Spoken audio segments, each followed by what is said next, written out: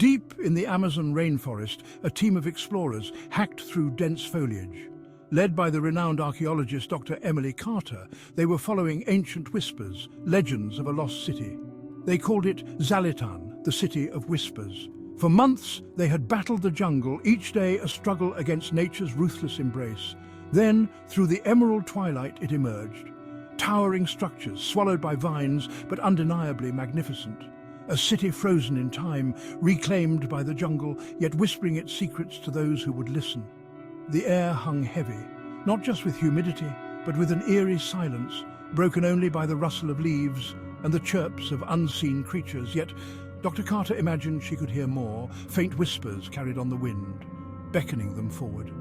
"This is it," she breathed, her voice a mix of awe and trepidation. "This is Zalitan."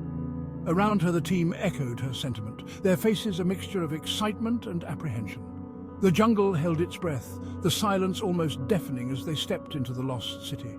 They were not prepared for what they would find. The city was a labyrinth of crumbling stone, swallowed by vegetation. Vines, thick as pythons, snaked around crumbling pillars, their emerald scales glinting in the dappled sunlight. Trees, their roots like grasping claws, tore through the stone. Yet even in its ruin, Zalitan was breathtaking. The skill of its ancient architects was undeniable.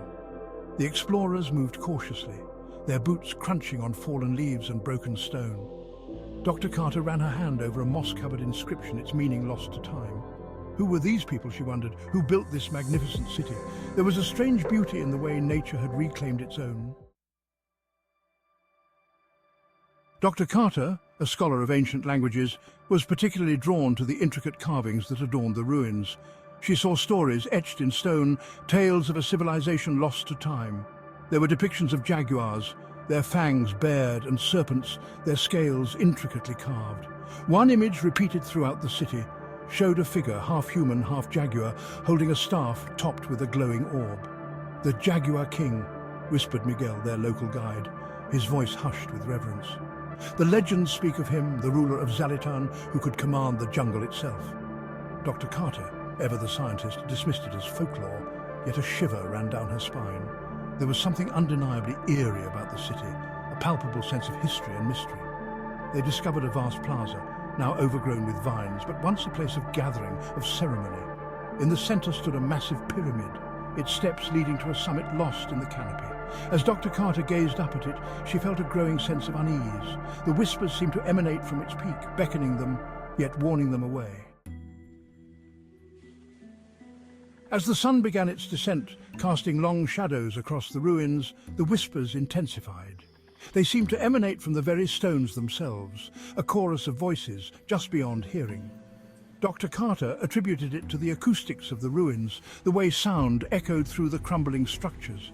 But even she couldn't deny the unsettling effect it had. It was as if the city itself was speaking, whispering its secrets to those who dared to listen. The local guides spoke in hushed tones of the spirits of Zalitan, forever bound to the city. They urged Dr. Carter to abandon her expedition, to leave this cursed place. Dr. Carter, torn between curiosity and unease, decided to press on. She was determined to uncover the truth behind the whispers of Zalitan. Section 5. Legends of the Jaguar People. Around the campfire that night, under the watchful gaze of the stars, Miguel told them the legends of Zalitan. He spoke of a people who lived in harmony with the jungle, who possessed a deep understanding of its secrets. They were the Jaguar people, named for their reverence of the powerful cats, and their king, the legendary Jaguar King, who could communicate with the spirits of the jungle. "They say," Miguel whispered, his voice barely audible above the crackle of the fire, "that the Jaguar King discovered a hidden power deep within the earth, a power that could heal and destroy." He paused, letting the story hang in the air. "They say it was this power that led to their downfall." Dr. Carter listened intently, her scientific mind dissecting the legend, searching for a rational explanation. Could there be some truth to the stories, some kernel of reality buried beneath layers of myth and folklore? Or were they simply the product of an overactive imagination, fueled by the eerie atmosphere of the lost city? The next day, their explorations led them to a massive stone structure, its entrance sealed by a colossal stone door. Carved into the door were images that sent chills down their spines, depictions of a cataclysmic event, of the Earth itself rising up in fury.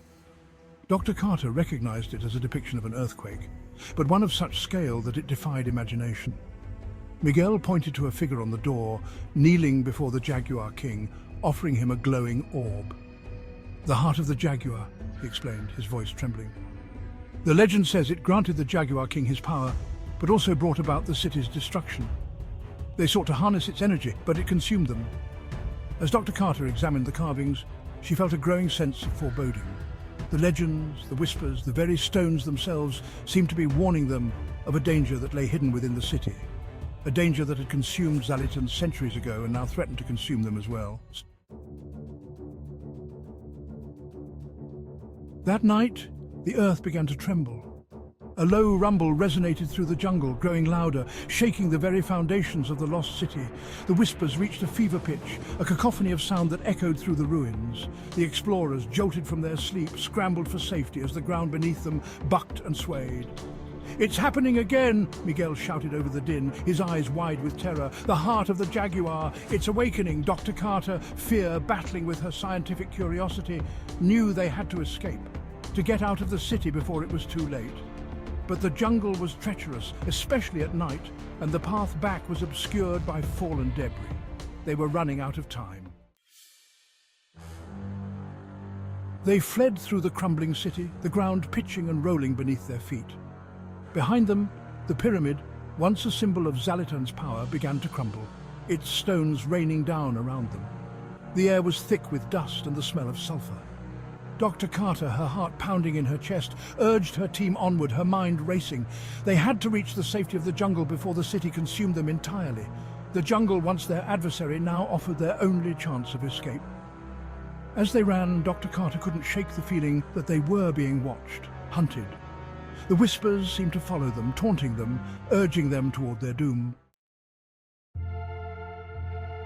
They emerged from the jungle, battered and bruised, but alive. Behind them, the earth continued to tremble, the sounds of Zalitan's death throes echoing through the night. Dr. Carter, gazing back at the spot where the lost city once stood, knew that some secrets are best left buried. The echoes of the past, she realized, were not just whispers in the wind, but warnings. The city of Zalitan, once a testament to human ingenuity, had become a tomb, a stark reminder of the hubris of progress and the enduring power of nature.